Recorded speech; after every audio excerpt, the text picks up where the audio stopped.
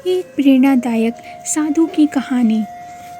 साधु की सीख। एक राज्य में एक बार एक सन्यासी आया और सीधा राजा के महल में चला गया। उस सन्यासी की वेशभूषा को देखकर राजा के किसी भी सिपाही ने उसे अंदर जाने से नहीं रोका।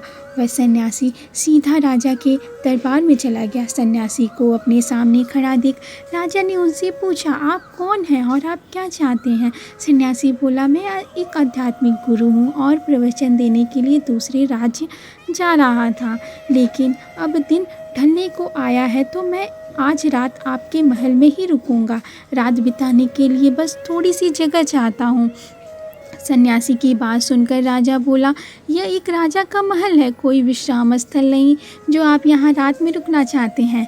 आप बाहर जाइए, वहाँ रहने की आपको कोई न कोई जगह जरूर मिल जाएगी। सन्यासी ने राजा से फिर प्रश्न किया, महाराज क्या मैं जान सकता हूँ कि आपसे पहले ये महल किसका था?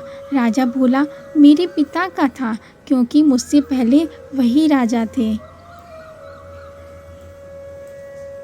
सन्यासी ने फिर प्रश्न किया, अच्छा तो अब आपके पिताजी कहाँ हैं? राजा बोला, अब वे इस दुनिया में नहीं रहे, उन्हीं के बाद मैं राजा बना। अच्छा, आपके पिता से पहले ये महल किसका था?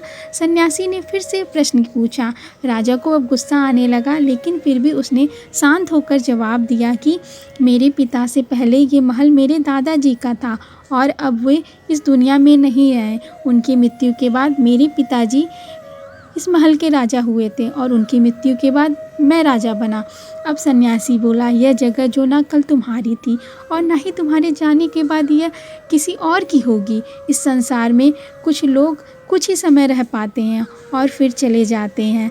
जहाँ हम अपना समय बिताते हैं वही हमारा विश्राम स्थल है। ना तुम इसे अपने साथ ले जा पाओगे, ना ही कोई और ले जा पाएगा। बताओ, अब ये महल एक विश्राम स्थल नहीं है तो और क्या है? राजा उनकी बात समझ गया और हाथ जोड़कर माफ़ी मांगने लगा। उसने सन्यासी को रुकने की जगह दे दी और अपनी गलती की क्षमा मांग ली। तो इस कहानी से हमें ये सीख मिलती है कि हम इस संसार में खाली हाथ आए हैं और खाली हाथ जाएंगे। यहाँ पे कुछ भी, कोई भी चीज़ हमारी अपनी नहीं है। जो आज हमारी है कल दूसरे की होगी, फिर उसके बाद दूसरे की होगी। इसीलिए सभी के साथ प्रेम भाव, सद्भाव से रहिए।